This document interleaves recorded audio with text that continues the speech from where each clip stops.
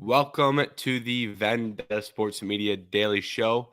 Today is June 22nd.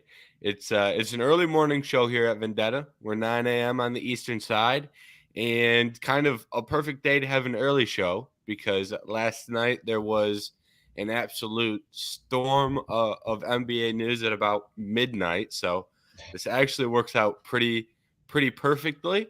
But first of all, Jerry, how you doing today as we roll into NBA draft day and a big day in the NBA is probably what we're looking forward to. Oh yeah, I can't wait for that. Obviously, we're assuming Victor Wembanyama will be going first overall, but crazier things have happened.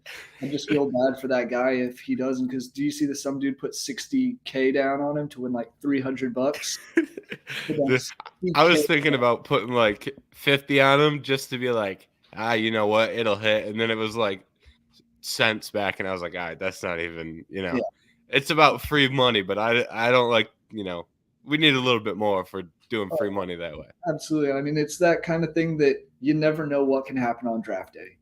That would be the most insane thing of all time, I think, Dude if we're being honest. walking up the stage, twist an ankle, get hit by a car on the way to the stadium. Crazy stuff has happened. We saw the whole. I mean, the one that brought me back was the Laramie Tunsil incident when he went from first round pick, top 15 probably, to what, third or fourth round. After that happened, it's Yeah, he slid bad. I'm not sure how far he slid. That was a bad day for Laramie it Tunsil. was. But otherwise, I'm honestly doing pretty good. Excited for all this sports news. How you been?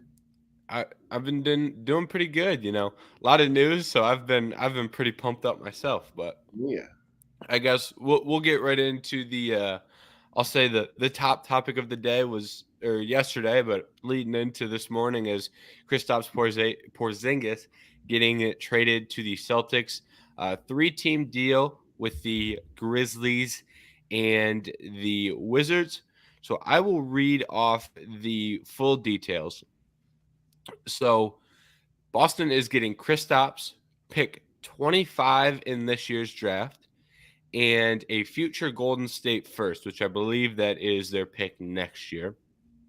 Memphis is getting Marcus Smart, and the Wizards are getting Tyus Jones, Danilo Gallinari, Mike Muscala, and number 35 in this year's draft, which was originally owned by Boston. So essentially, Memphis traded 2 firsts for Marcus Smart. Boston traded Marcus Smart for Kristaps and 2 firsts, and then the rest went to the Wizards. So I guess right off the cusp of that, what is your initial reaction to that? Which teams do you like in this trade? Which teams do you not like, or do you think everybody want it here? I mean, the one I'm questioning still is how much Kristaps can really help the Celtics. Because I mean, he definitely was one of those guys when he was with the Knicks early on, and went away to, oh god, why am I blanking on where he went? Dallas? I don't know Dallas. if that was his second Yeah, landing spot, but that's he was in that's what Dallas. I was thinking. Yeah, when he went to Dallas, kind of fell off a little bit, and I honestly didn't hear much news of him this season. It seemed like he kind of flew under the radar. So be interesting to see how he impacts them there. On the other hand, though, like I really like Marcus Smart to the Grizzlies. They're getting a solid guard there, and with John Morant's suspension, he kind of can fit in that role of the starting point guard at least for the time being. So add some defensive help there, and who knows, maybe he'll fit in with the bring back the old grit and grind Grizzlies mentality of just locking people up, which that was always fun to watch for me at least. Yeah, I think it's an interesting trade, and I'll just say that I think Boston got really good value for Marcus Smart. They basically got off Marcus Smart and they threw Danilo Gallinari and Muscala were basically toss-ins. Yeah. Had to give up pick number 35, which I think makes this deal a little less sweet because you're really only moving up 10 spots in this year's draft rather than acquiring a whole another first round pick. So that's not as ideal. But I think that's really good value for Marcus Smart, who they have approximately 20. They had approximately 20 million rolled up in Smart, 20 million rolled up in White, and 20 million rolled up in Brogdon. So I think it is nice to get off one of those guards. and hopefully they can find some cheaper options down the road to help fill out that guard rotation. But I think that's really good value for Smart. But the only issue is that was their culture guy. That was their guy that set the tone. That was one of their key defensive pieces on which 2 years ago he was defensive player of the year and they had the best defense in the league. Some of that obviously went away when Ime Udoka was fired, but it's interesting when you're having to deal with that dichotomy of culture versus actual value of trading a player. And I think that's kind of what they rolled in with Marcus Smart. I will say, I think this is. I like Kristaps in Boston because I basically look at it and go, when they're closing games, instead of having Al Horford on the floor, they're going to have Kristaps on the floor, and Yeah, that they'll have insane interior defense with Kristaps and Robert Williams. So I like it from that perspective. You still have Tatum and Brown, so they'll be running very, very big, and I'm interested to see which guard they lean on to close out games, whether it be White or whether it be Brogdon. I assume it's going to be White based off the postseason he had. But yeah. I mean, you bring up a good point there. Like, what guard could step up? We know Brogdon.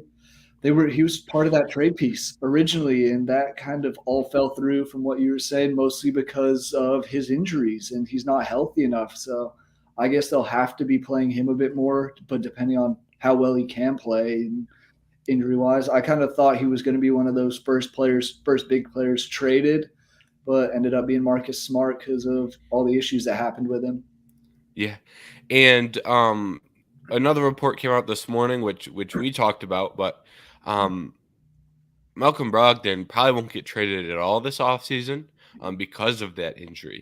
And I'm not sure that he was going to get traded after they moved off Smart. I wasn't sure that they were going to move off both. Then again, if you get the right trade package, you could still move off him and it would work out fine. But at this point, that injury concern is bad enough to where they're probably not going to be able to trade him at all, which I think is a big hit for Boston, considering they obviously wanted to move off him rather than Marcus Smart. And that first trade that was probably better for them. They didn't get the first round picks, but they also weren't giving up Marcus Smart, and they were kind of getting Kristaps at a pretty small fee. So I think they clearly wanted to get off Brogdon, and that is not going to be able to happen at all now. No, not at all. And I mean, another guy who was injured who I always liked was Danilo Gallinari, but he was out last year, I want to say, with a torn ACL. So they kind of, like you said, just had to get rid of him. He didn't do much in his time in Boston, but I'd love to see him, new place, team up with former Nugget Will Barton in Washington. Let's get the old Nuggets cooking again. But I don't know how much he helps the Wizards. The Wizards are in an interesting position because I saw something yesterday saying their most tenured player is a 22-year-old. So it's a whole load of new faces in Washington, and going to be interesting to see what they do this season. Yeah.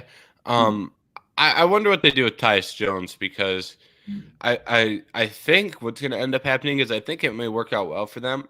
At first I was kind of surprised, like why would you want Tyus Jones when you're clearly rebuilding? But the one thing about Tyus Jones is he hasn't really had the opportunity to play much outside of times where Ja was hurt, and he did a lot of really good things for Memphis. So I wonder if what the Wizards are going to do here. I'm not sure if it's the best strategy, but I think what they're going to do is they're pretty much going to enter the season with Tyus Jones because at this point you can't trade him because once you trade for a guy, I think there's 3 or 6 months before you turn around and trade him again. So I think they roll in the season with Tyus Jones as a starting point guard, and that'll be the first time he's really had control of a team, and they'll let him play. And if he plays well, I think he's only getting paid 14 mil, so he'd be a really easy guy for them to trade at the deadline if someone needs point guard help, because there's so many guys on $14 million contracts that can just be moved to salary filler. So that would be real easy for them at the deadline. Hopefully for them to swap Tyus for a first. I imagine that's the direction they go there because it doesn't. I think he's only got 1 year left on his deal, so it doesn't really make sense for them to try and keep him long term on a rebuilding team. Not really. Yeah. It doesn't make any sense at all, actually. No, I agree with you there. And I mean, I think keeping him is going to be if they keep him, it's depending on whether or not they trade Chris Paul away, because they obviously just got him and Landry Shamet in that Bradley Beal trade with Phoenix. So I wouldn't be surprised if they try and send Chris Paul off. I've seen rumors going back to the Clippers, maybe Houston. So it'll be interesting to see that. And if he goes, I wouldn't be surprised if we see Tyus Jones be kept there at least until the deadline. See if he steps up and becomes a good player there. Yeah, and I agree with Jackson. We kind of eased over the. I want to circle back to Chris Paul as well. But from Memphis's perspective, I think this was a good move for them, especially when you're looking. We kind of. I mean, you talked about it, but I kind of eased over it. But this was I like this from Memphis. Jazz obviously suspended the first 25, so he will greatly help them the first 25 games of the season. And look, when you're talking a culture guy, and a guy who's going to come in and set the tone and play great defense, I think that's very valuable for Memphis. I'm interested to see the lineups they run. I assume when Ja comes back, they'll run two guard and then have Bane at the three. So I really like that lineup. I do like it for Memphis. Jackson said as well, Kennard coming off the bench. That's a great bench piece. And like you said, Jackson, they had their MLE, and the pick they traded next year was a Golden State pick. So that's a little bit of a luxury that they could get off someone else's pick. I'm interested to see where that Golden State pick falls because I'm not sure how good they'll be. But yeah, I think that really helps Memphis. And you now have Marcus Smart, who's an outstanding perimeter defender, and you have Jaren Jackson Jr., who is just an outstanding defender overall, but obviously a little bit better on the interior. So I really like what Memphis is building there. You kind of touched on how good that'll make their defense, but I also wanted to bring that back up because you were 100% correct. Yeah, and I mean defensively, I was kind of outside of Jaren Jackson. That seemed like a little bit more of an issue last year compared to their offense. Definitely getting points scored, but it was at times they couldn't stop people, and that was noticeable in the playoffs at least. That they just couldn't have the defensive end. And Smart obviously made some long runs with the Celtics, so he has that playoff experience and can bring that veteran leadership and kind of experience to that Memphis team that's still relatively on the younger side. Yeah, and Memphis needs to really break through. Not that they haven't had playoff success. This year was a down year in terms of purely making it out of the first round. Um, but once that team breaks through, like they don't have to win it all this year or anything like that. But I'd like to see them win a series, two series even, and really get deeper in the playoffs and get some experience for those young guys. So then when it is time to make that championship push, that they've already got some valuable playoff experience, in a Western Conference final. I think that would be really, really great for Memphis. So And it's just why we're talking on Memphis. They would finish what, the 3 seed last year in the West. Do you think this trade and the acquisition of Marcus Smart pushes them a little further? Because I know the West is in an interesting place right now. Obviously, you have the Nuggets who are looking to defend. The Suns have arguably the best starting five in the NBA at the moment. Hard to count out Steph and LeBron with what they can always do, but Memphis is right there, and they were this past season. You think this kind of gives them that extra push to move forward, or? I think that I'm not sure that they'll be a 3 or a higher again. They could. I'm not saying they could. I think I'd probably lean closer to a 4 or a 5, but I think that, and part of that is because Ja's out the first 25. That'll cap some of their early success, I think. Oh, my bad. Jeez. But I think this will help them win playoff series. I think this helps them in the playoffs, which I think is more important. I think, there'll be a 4 or a 5 is probably what I would predict. And then, I think they have a very good shot of winning a series or two series. But, that also kind of depends on, hey, what does Portland do with the third pick? Do they trade for a star? Hey, can the Clippers stay healthy? Can the Suns figure it out? I think there's a lot of teams. Can Golden State get back on track? Are they going to be right in the middle of the pack again? There's a lot of teams in the West where I'm not really sure how they're going to finish. The West is, like you said, up in the air. Can the Timberwolves even put things together? I'd be a little bit more hesitant on that, but they do have talent there. Yeah, Kings, are the Kings good enough to repeat the success they had last year? There's a lot of questions in the West, so it makes it hard to say where they'll be seated. But I think it helps them. Long answer, short. I think it helps them in the playoffs more than the regular season. agreed. And the last thing I wanted to touch on here, uh, Chris Paul. I wonder if they're going to buy out Chris Paul. I'd assume that's the option, because he's also unguaranteed for next year. So the Wizards can basically buy him out this year and kind of, maybe save a little bit on this year's tax, but or salary cap. But if they buy him out next year, they've got all 30 million of his off the books. So I wouldn't be surprised if they buy him out. He becomes a free agent and a potential sneaky free agent spot for Chris Paul. He'll obviously be leaked to the Lakers, and that's probably their most likely spot. But I wouldn't hate the Celtics. They could obviously use a little bit if he's willing to come off the bench. If he's willing to come off the bench, I think the Celtics could be a sneaky spot for Chris Paul. Just one other team I want to throw out there, at least in the East, because we've heard a lot of they're trying to get a point guard, the Miami Heat. I think Mm. Chris Paul can go to the Heat. I know at least Matt Hannafin, one of our Vendetta guys, is looking for them to get a point guard, possibly Damian Lillard. See if Lillard actually ends up getting traded, because I've seen so many different reports saying, oh, they're going to trade him. Now Portland's like, nope, we're not trading him. So knows what happens there. But buy out Chris Paul, signs in Miami. I will say, anyone who signs Miami on the buyout market is probably getting them for the vet minimum. So there's little, I shouldn't say no risk, but there's little to no risk. So Yeah. I've heard worse ideas. The second big news that came out, this came out right in the middle of the Porzingis trade and people trying to find out the details of Porzingis, and it's kind of been swept under the rug. Chris Middleton opted out of his player option with the Milwaukee Bucks, and he was set to make 40 million if he opted in. He opted out. So I guess right off the bat, what is your initial impression of that, and do you think he finds his way back to Milwaukee in free agency? Oh, well, first of all, declining 40 million, that's pretty significant chunk of change there. That was kind of my initial thought. I was like, wow, you can already have this option. But I wonder if it's maybe something that they're going to try and sign some other key free agents. So maybe he takes a salary cut to an extent. Maybe he just wants to get out of Milwaukee. It's been there for a little while now, won a ring there. So it's going to be interesting to see, because he has had success. He has had a lot of injuries as of late as well, and that's maybe hindered him a bit. But I don't know.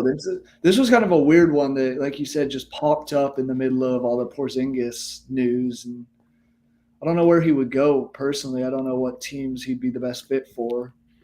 Yeah, that was kind of my thought process as well, because there aren't a lot of teams with salary cap that really make sense. A lot of the teams with salary caps are your teams like the Wizards, like the Rockets, like the Pacers. Like, I don't really see any team that's kind of, there's some good teams with some salary cap that are, probably going to get better this year. Some younger teams that'll probably take a step forward in the East.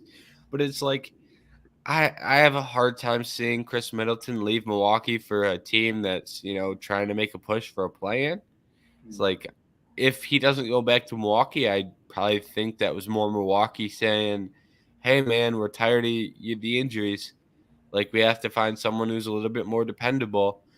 And Brook Lopez is also a free agent as well, so that'll affect Milwaukee. But so I'm not sure that Chris Middleton leaves out the door. I think it's more likely that he gets less than 40 million, but I think him signing like a 3 or 4 year deal right now, he can probably get more over the course of 4 years than if he took that 40 million, waited a year, and got hurt again. Then it's like, at that point, if that were to happen, because he's a little bit older as well. But if that were to happen, then he would have, little to, I don't want to say no value for an extension, but his value would take a massive decrease if he were to get hurt and then hit the open market next year. So I think it's more of him trying to lock up an extension now. So that would kind of be my take on Middleton. Yeah, I like that. I do, at the end of the day, think he will be back in Milwaukee come next season.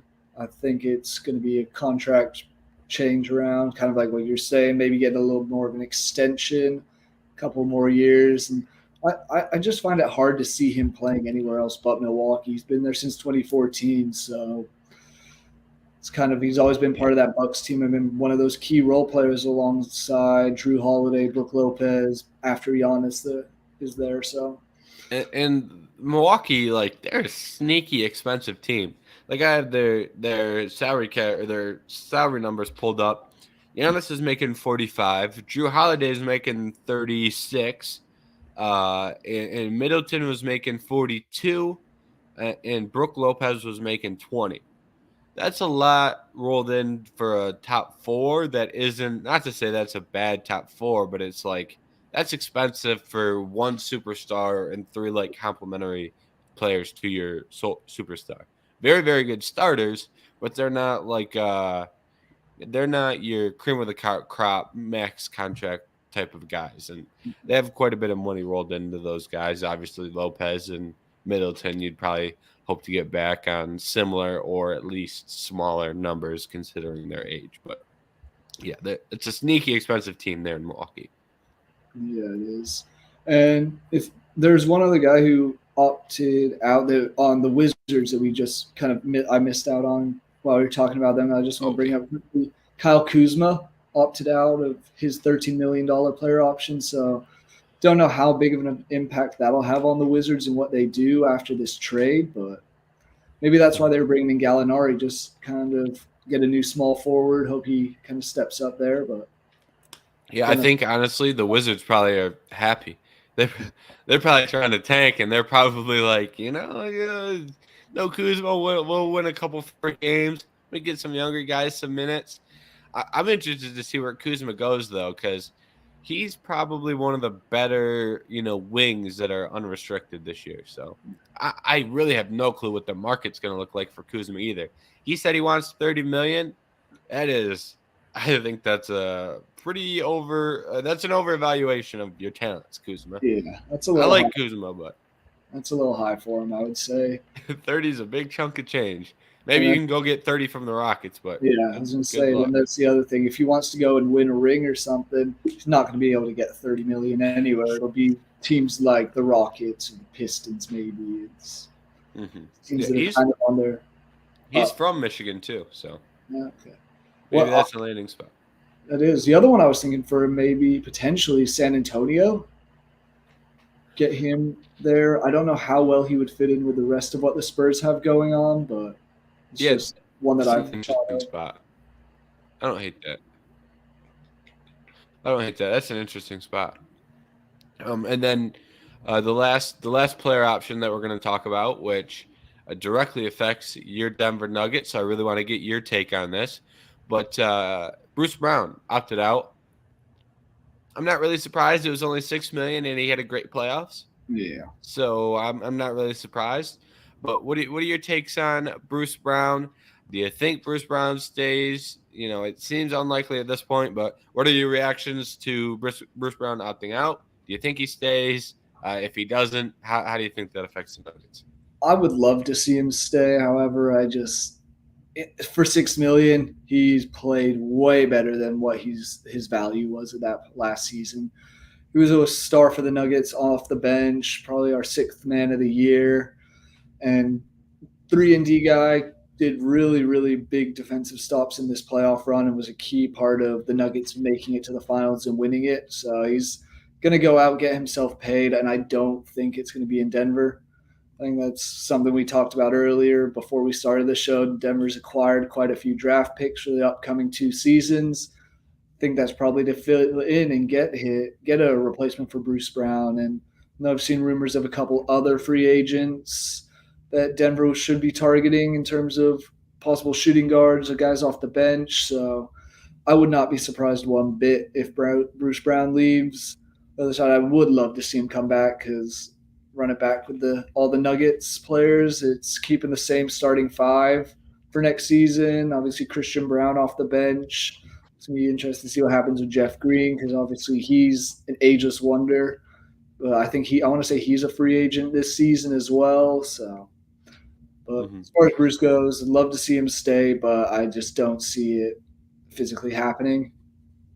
Yeah, I'm with you there. It's like Bruce Brown, great part of the championship run, played great minutes in the playoffs, but it's like, you kind of get it. And Bruce Brown, the other thing about Bruce Brown is he's never really been a guy that's made great money in the NBA. Mm. Well, it's great money because it's NBA, but like Yeah. he's never had a big contract. He's never, I think that honestly that 6 million that he was on might be one of the bigger contracts he's had. It's like he's not a guy who's made 20 million in the past and is now looking to go, I'll take six again and get make another championship push. He's a guy who's made in comparison to other NBA players, not that much money. So for Bruce Brown, it's probably like I can opt into this six, or I can stay for a hometown discount in Denver, or I can go get paid for the first time. I can go get paid. He'll probably get north of 10 mil. I assume a team would be willing to give him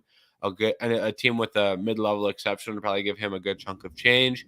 A team with cap space even may look to give him 12, 14 million, just because, you saw how he played in the playoffs, when you see someone perform in the playoffs like that, it's like, well, if we ever get to the playoffs, if we're in that situation, obviously depending on the roster, but if we're in that situation, he can do that for us. So I imagine there'll be no shortage of suitors for Bruce Brown, and I imagine he wants to get paid as well. So as much as that Nuggets fit is absolutely perfect for him and what they do there in Denver, it just seems so unlikely.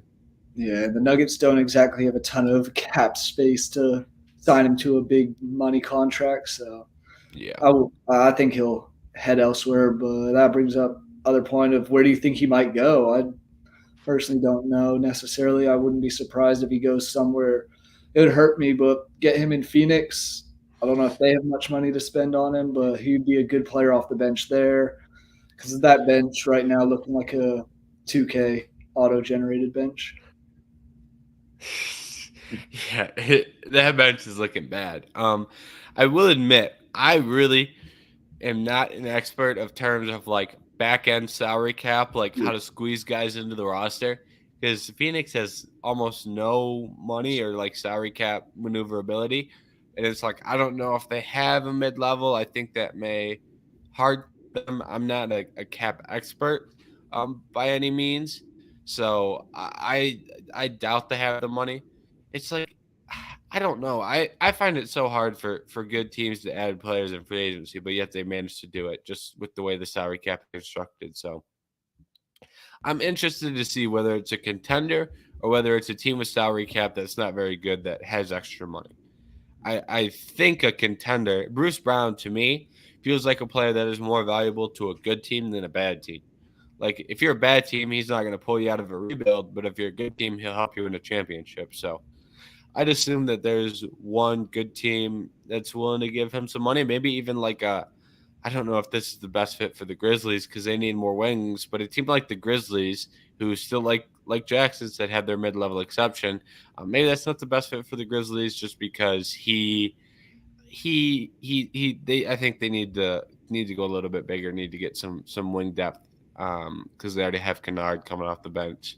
Maybe they want another ball handler, but I don't know that that's the ideal fit for him in Memphis. But a team like that would probably be what I was thinking. Yeah, someone who's right up there at the top, but he is like you said, he's not a player that's going to necessarily win you games on his own. However, he'll find ways to help win games by getting a big stop late or hitting a clutch three when he needs to, finishing with like 4 or 5 steals and 10 points. That's kind of what he did with the Nuggets. And I'll still say he was probably the most underrated free agency signing of all the NBA last year. hmm I'm with you on that. The other aspects of this, like you mentioned earlier, was the Nuggets trade, which happened shortly after Bruce Brown opted out. The details on that were they had two first round. The Nuggets had two first round picks next year, and they're trading their least favorable of the two. So that pick is probably going to be between 25 and 30 next year. Um, and they traded pick 40 for picks 29 and 32. So they're sitting at the end of the first round and the early second round, and they already had pick 37. So now they have 3 picks between 29 and 30. And I guess I just want to kind of get your, I guess to start, the Nuggets hit a home run last year with Chris, Christian Brown or Brown, however you prefer to pronounce it. It looks brown. He says it's brown. That's a whole other discussion for Uh, another day. But regardless, they hit a home run with him at pick 21, helped them win a championship. That's about all you can ask at pick 21. So they've shown the ability to hit on these late first rounders. With these picks, what do you want them to do? Maybe it's not a player, maybe it's a position, a role. What do you hope they fill with these guys? I mean, looking at what the Nuggets have done, because this is their second trade this offseason involving draft picks. First one was with OKC, where the Thunder got a 2029 first round pick. Nuggets got a second this year, and then a first and second next year. And I want to say the first was the least favorable of the Thunder's picks. So they're trying to capitalize on this window now. So I think the Nuggets need to, at least for this first round pick this season, find someone that fits what the need is. If Bruce Brown is leaving, find that next role player off the bench. Find a guy that can do what Christian Brown did this season and step right into spotlight and kind of step up. On the other hand, I'm kind of thinking the Nuggets have some good players who didn't necessarily get the minutes last year. I would love to see Peyton Watson step up and have a bigger role this season because the minutes he did get, he was honestly pretty electric. Good defensively, good offensively when he needed to, kind of just an energy booster there. I wouldn't be surprised if the Nuggets lose Zeke Naji, so maybe getting a backup big, but that's not really needed by the Nuggets. When you have Jokic playing so many minutes and go small ball the other half of the time, or the other 10 minutes he's not on the court, don't necessarily need another center. So I'm thinking position-wise, long answer, but shooting guard, small forward, one of those two positions probably. No, there's the one I've been seeing from a lot of Nuggets rumor or accounts is that kid from Arkansas. I'm blanking on his name right now, but Jordan Walsh. yeah, I'm thinking him. If he falls, because he's kind of that late first round area, he'd be a solid fit. It looks like. Yeah, I like that name there. And the other thing is they have 3 picks, so it's like they don't necessarily have to have a backup big, but it's like you can draft a backup big and 2 wings, and so it's like they have a lot of versatility in what they can do there, just because they have 3 picks. They can, I know the formula is take a guy who can be a role player right away, but you can go 2 guys who you think can definitely be role players for you and go 1 guy who's a little bit of a home run swing. And it's like, I'm not sure that's the direction they go, but point is they've got tons of options. A name that I'll throw out there, which is a guy that I've been a little bit higher on draft cycle in comparison to most, is Kobe Brown from Missouri. Kobe Brown is 6'9", physical guy. Shoots the 3 well. He's a guy I think would do well in Denver, and he's probably a guy that I will throw out there for a lot of teams that are picking in the second round because he's big, he's physical, he'll put in a lot of effort on the defensive side, and he can shoot the 3 at a very high rate, that's a great combo out of the second round. So that's one name I'd throw in there as well.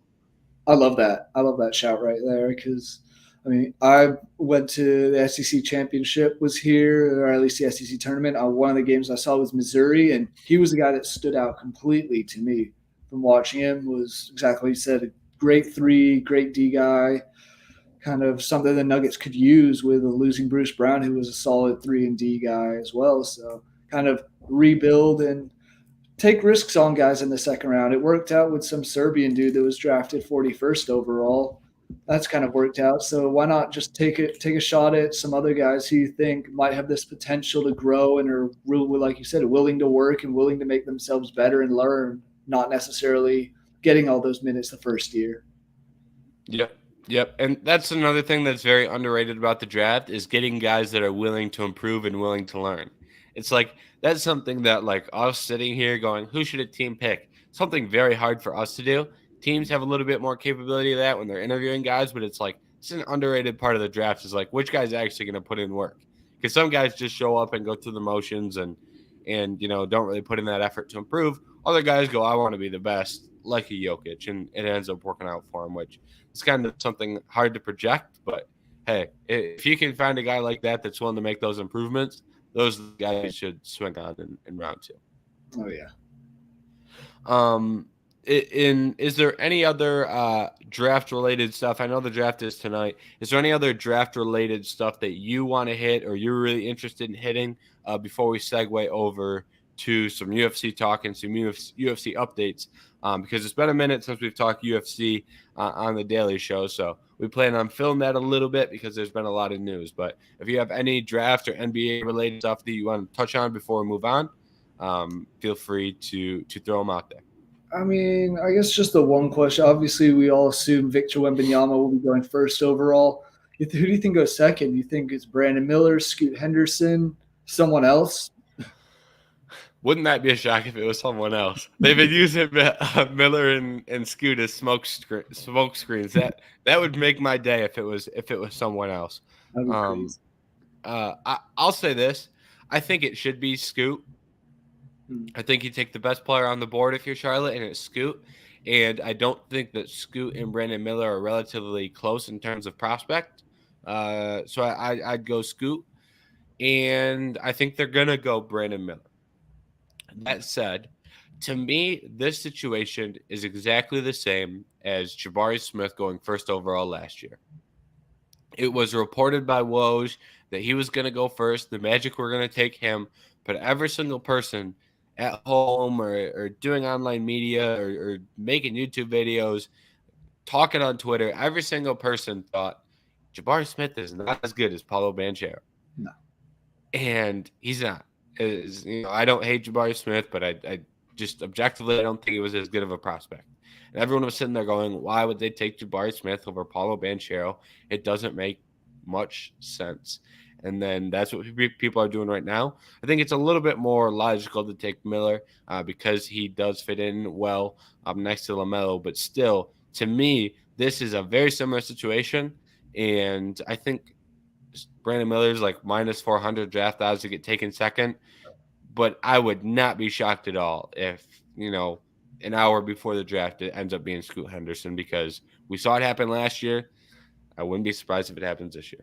Yeah, I wouldn't either. And I mean, if Hornets do take Brandon Miller there, I'm honestly a little concerned about the Blazers because if they do decide to take that pick, use that pick and not trade it away and take Scoot, that could be an interesting tandem with Damian Lillard because I want to say Scoot already trains with him, or he's been training with Damian Lillard. So I didn't know that. Preparation, I want to say. So, don't quote me on it, but I'm pretty sure I've seen reports of that.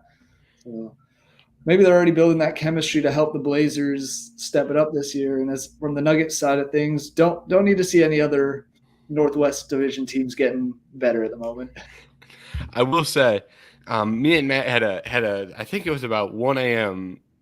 2 days ago, not last night, the night before. I think it was about 1 a.m. and me and Matt were going back and forth in the NBA chat about what the Blazers should do with pick 3 and assuming Scoot falls there. And that is such an interesting situation to me because that is you're trying to win now. If Scoot is there at 3, I think the pick value is much higher, and you're much more likely to get a guy like Zion for that pick. The trade value skyrockets, but it's also if you have Scoot, he's supposed to be the next generational point guard. So it's you have the next generational point guard. You have young pieces in Simons and Shaedon Sharpe. It's you've got the hard part of the rebuild done. You've got the guy that's supposed to be the star in Scoot Henderson. That's the hardest guy to get in a rebuild. Do you ship off Damian Lillard at that point? Because if your rebuild starts with Scoot, Simons, and Shaedon Sharpe, who played really well last year, if you then ship those guys, if you ship Damian Lillard out and get, let's just say hypothetical, a young player and 3 picks, they might get more than that even. But that is a great start to a rebuild going into the next chapter. I think that's, a little bit more of a possibility because that is an appealing option. Yes, it is.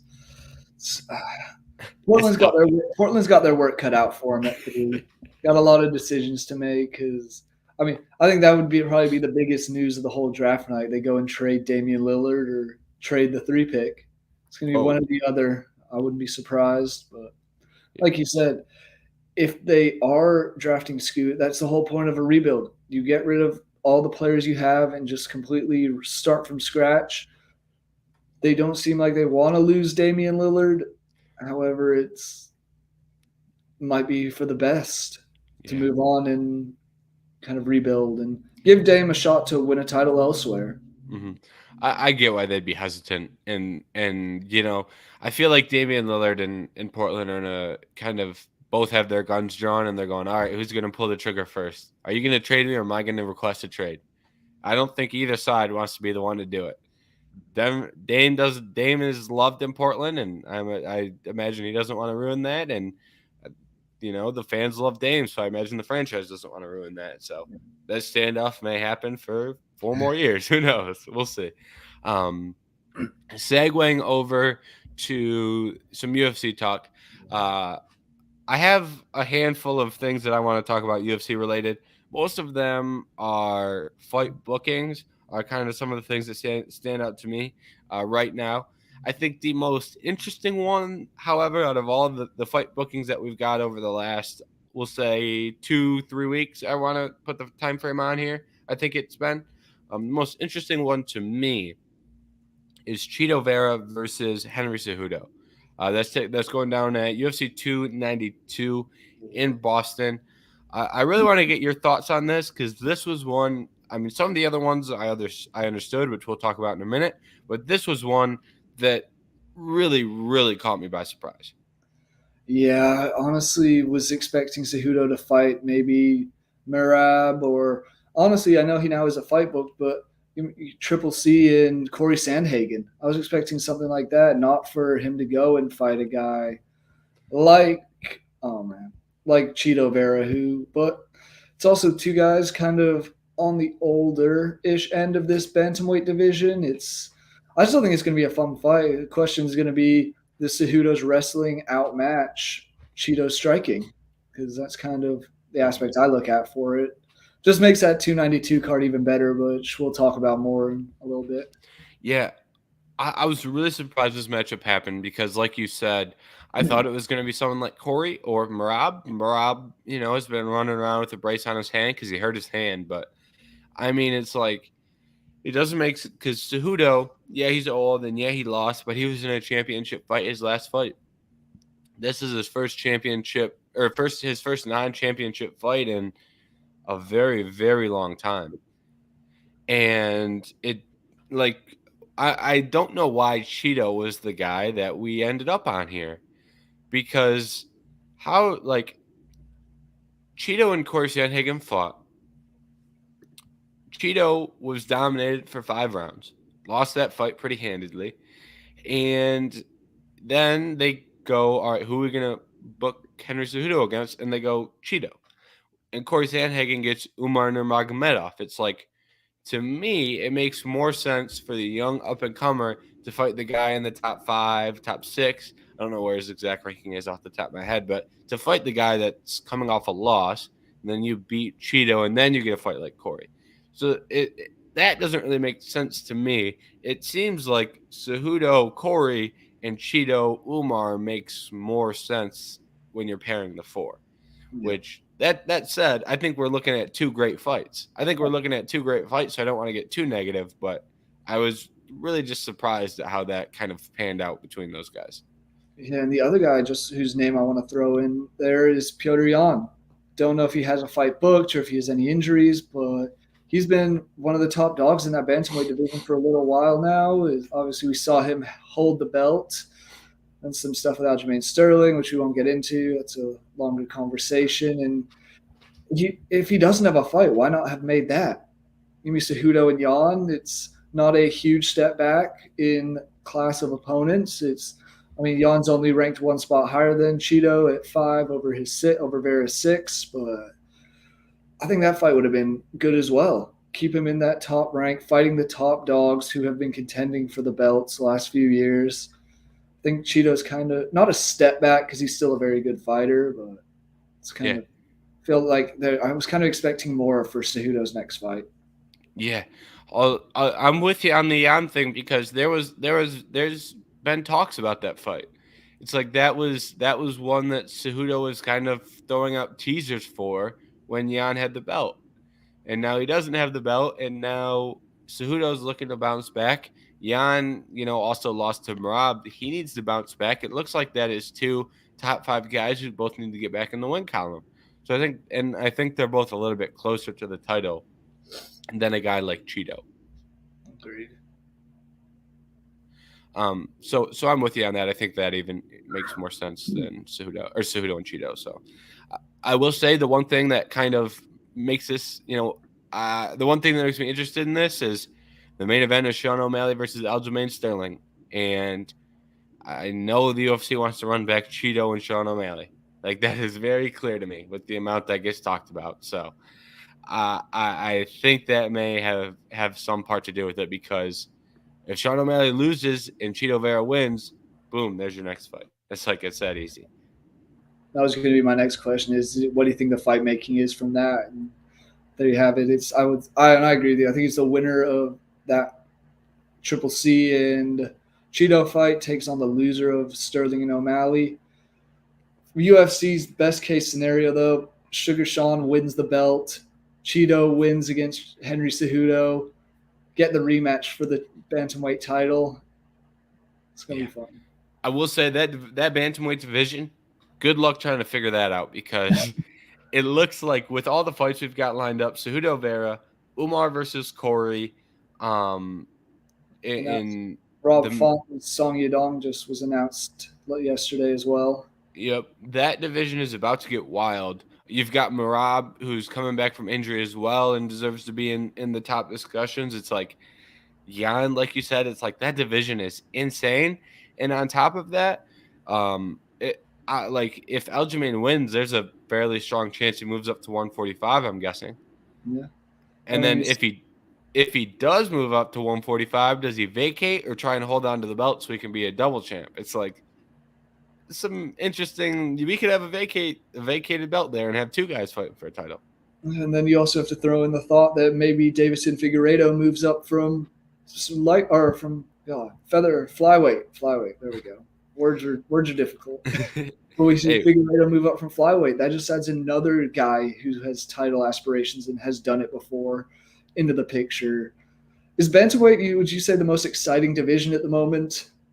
yeah, I think so. Yeah.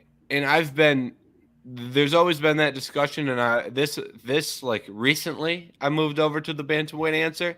I was always on featherweight or lightweight, usually lightweight, but I think the lightweight division is taking a little bit of a step back, and the bantamweight division is absolutely on fire.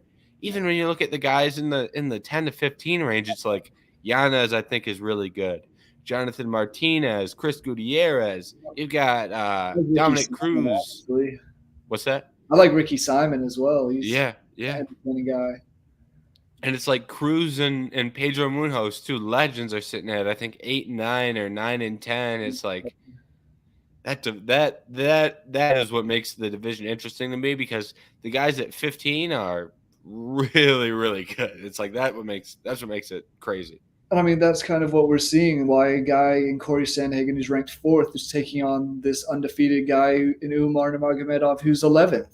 Mhm. This 10 to 15 range is more than capable of competing with anyone in that top half of the ranking. So it's makes it for a really exciting division and a lot of great fights coming up. Yeah, and before we move on to another division, I just want to say if Davison Figueiredo makes his way up to 140 or 135 pounds, him and Jan, that's the fight. Yep. We can make that fight because Jan's sitting there unbooked.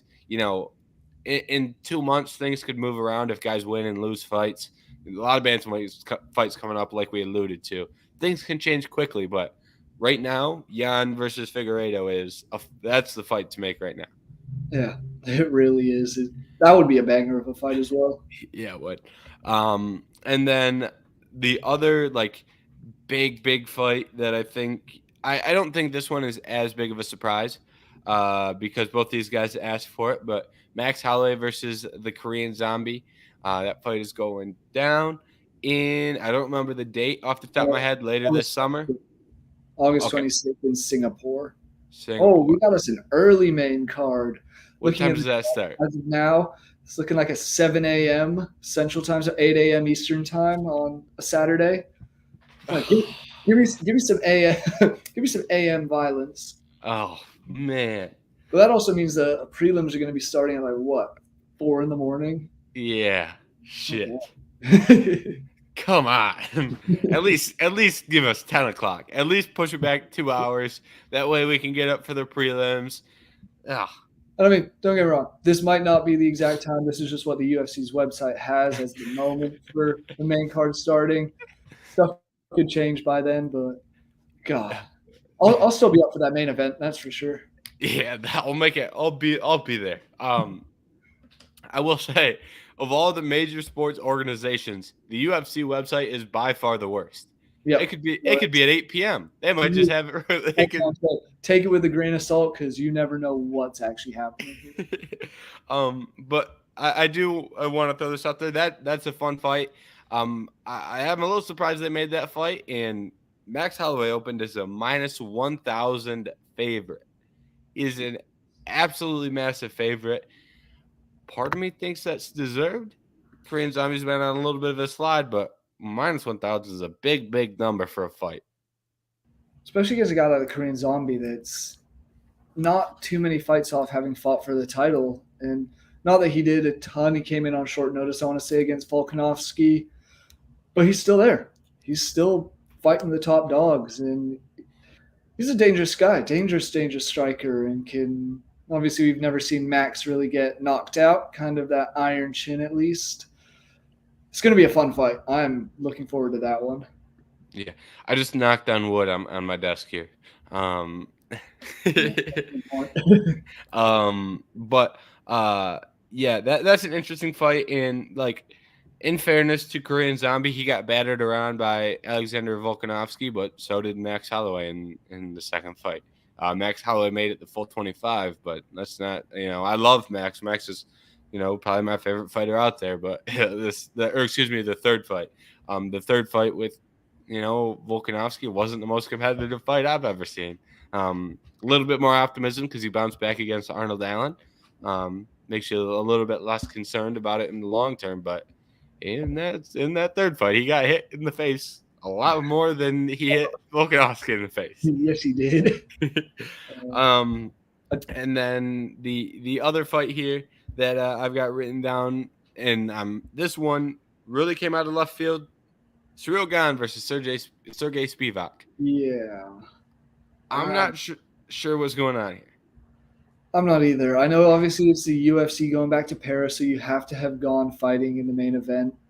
I feel like Spivak's an interesting choice, considering he's down at 8th in the rankings while Gone is still the number one contender and just came off of fighting for the belt against John Jones. My question though is like, who else could you have him fight at the moment? Cyril Gane's in a tough spot. He is. He's becoming that gatekeeper to a title shot in the heavyweight division. Mm-hmm. And it's tough because it's like I thought they were going to give him at least someone who would strike with him. We saw the grappling deficiencies in the John Jones fight, and those need issues in the Francis Ngannou fight. Yep, and those need to be worked on, obviously. But I don't think you fix all the holes in one fight camp. Yeah. I think you probably need 2 or 3. That said, like you said, who do you book him against? I'm looking at the rankings. It's like Sergey Pavlovich, I think is going to sit on the sideline for a title shot, deservedly so.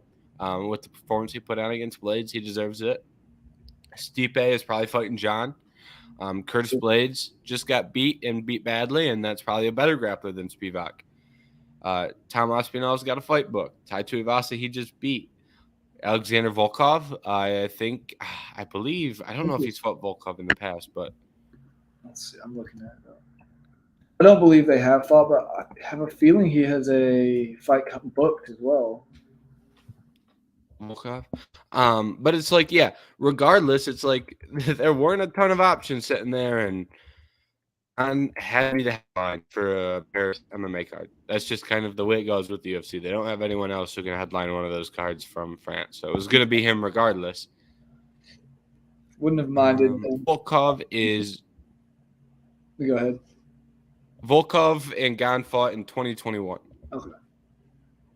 It sounded like they had. Yeah, I guess this was the highest ranked guy they could get him. That said, Spivak's going to go out there and probably grapple him. Yep. I'm amazed that it's a fight in Paris, and obviously the UFC will want Gon to probably win that fight.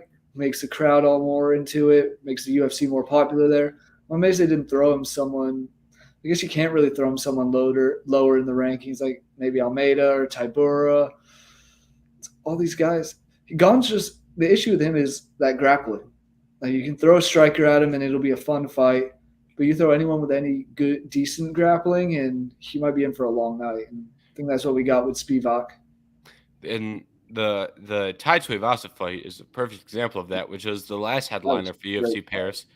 That was, I think, 3 rounds. That didn't get out of the 3rd round, and it's like, my God, heavyweights don't go down like that often. Like, yeah, they were just both swinging for the fences. And yeah. That's a guy I'm excited to see get back in the ring whenever he does. Probably at the Australia card is Tai Tuivasa. Mm-hmm. I saw a report they were holding him out for that card before that card was even announced. Yeah. They apparently he was like, I want to fight this summer, and they was like, nope, we're going to Australia. Sit down, relax. And I want to get your thoughts here on one last topic before we hit the hour mark. In terms of UFC, is Charles Oliveira went out there and made what appeared to be easy work of Beneil Dariush. Yeah. And now there's a discussion of who should fight for the lightweight title against Islam Makhachev. Do you think Oliveira did enough to be the opponent at in that Abu Dhabi card, which I believe 290? I don't know the card. It's in Abu Dhabi in October. It's October, yeah. Do you think Charles Oliveira did enough, or do you think they wait and see what happens in the Poirier-Gaethje fight? I mean, I feel like there's not much more he could have done in that fight. It was pretty quick first round stoppage of a guy that's been on a tear, Beneil Dariush. I was honestly surprised Dariush didn't go out as the aggressor earlier on. Kind of Oliveira looked like the Oliveira of all his past fights outside of that Islam fight. So I think he deserves it. But we saw what happened last time he fought Islam. And I don't think too much will change. I would like to think that Oliveira will have made some adjustments if they meet again. I just not sure on it. And I mean, you take Poirier and Gaethje, I just don't see how realistic of a turnaround that'll be for either of them, because they're fighting in July, I want to say. That's going to be a quick turnaround because those two guys are going to be swinging and damaging each other so much in that fight that I think Oliveira is probably the one that makes sense. Whether we like it or not, I think he will be the one who gets the next title shot. Only other one I would give a shout for, I wouldn't mind the rematch at some point, Alexander Volkanovski, but he's got his fight with Yair coming up relatively soon. I don't know. This is what we were talking about earlier when we were saying, the bantamweight division might have become the most exciting because of what's happened in lightweight and how it's kind of come to a standstill. I don't think Poirier or Gaethje really gives Islam much of a chance. We saw them both get grappled to the ground by Khabib. Saw Oliveira submit him, or at least in Gaethje's part. I just don't think anyone else in that top 4 outside of Oliveira really gives Islam much of a fight. I think I agree with you on the Gaethje and Oliveira, or excuse me, the Gaethje and Poirier parts about like how good will they do in those fights. I don't think they win those fights. And I think Islam beats Charles more times than not. I think if you were to fight them 10 times, I think that Islam wins that fight 9 times out of 10. But Charles Oliveira is the one guy that if Charles Oliveira were to win a fight one out of every 100 times, he's the one that would win it like when it counts. It's like, I know he lost the first one, but it's like he's the guy that would be, you go, on paper, he should lose this fight. And then he goes out there and wins. Like, that's just kind of what he does. So it's like, in that regard, that will always make it interesting. But I agree with your point about, hey, if Volkanovski goes out there and makes quick work of Volkanovski goes out there and makes quick work of Yair Rodriguez. If he finishes Yair Rodriguez and says, "Give me the 155-pound title shot," well, I can't really argue with him. You know what I mean? Especially considering how, depending on your side, how controversial that last fight might have been. I do think in the end, Volkanovski could have won that, but I think they just judges got that one right with Islam. I'd have to go back and rewatch that. I don't remember what I scored it live, but at a minimum, he got a knockdown in the 5th round, and he had all the momentum when that fight ended. That's not what wins you a fight, though. I think you can make a solid case. Islam won 3 rounds. I have to go back and see if I scored that on verdict while I was watching it, but regardless, that was more competitive than the Charles fight. Yep, so. Exactly. And I mean, I think Volkanovski saw some things throughout the later rounds of that fight that he was like, oh, I actually can wrestle with this guy and kind of grapple with him a bit more than, say, Oliveira could.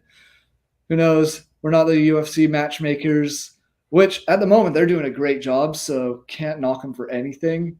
So it's gonna be interesting to see what happens. We obviously have some fights this weekend that could impact the featherweight division. We'll go from there. Yeah, that's true. I will say, I may not be a UFC matchmaker, but I think for 100% fact I could order the cards better than the UFC. I could tell you this fight goes on the prelims, this fight goes on the main card, this fight's the co-main. I think I can do that better than any person at the UFC. I'll just throw that out there.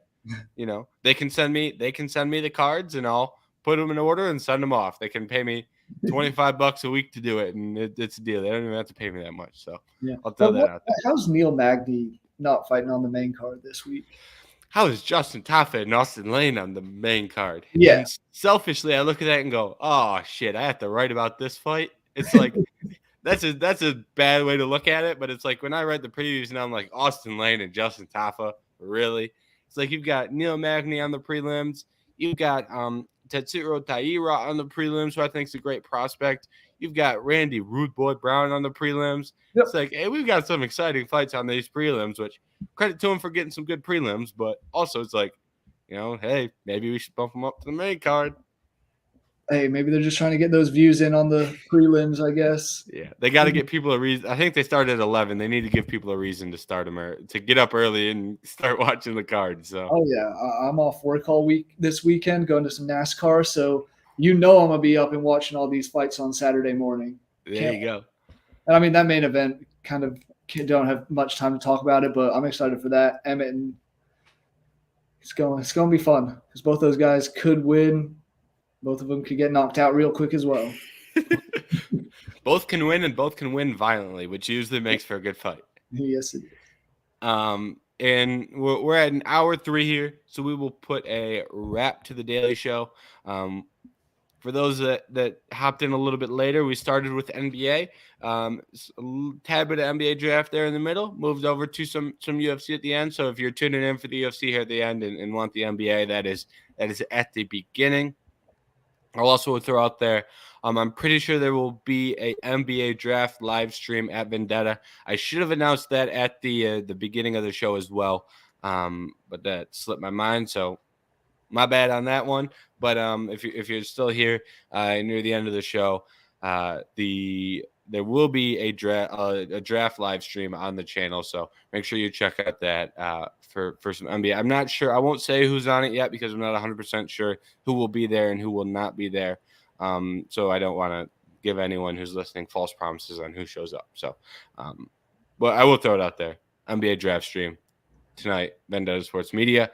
Otherwise, today's Thursday. We got one episode of the Daily Show left, and then we're on to the weekend. So thank you for everyone who tuned in. Make sure you like, subscribe, do all that stuff, and most importantly, thank you for tuning in and sitting in and listening to me and Jerry Walker today. Yeah, thank you guys.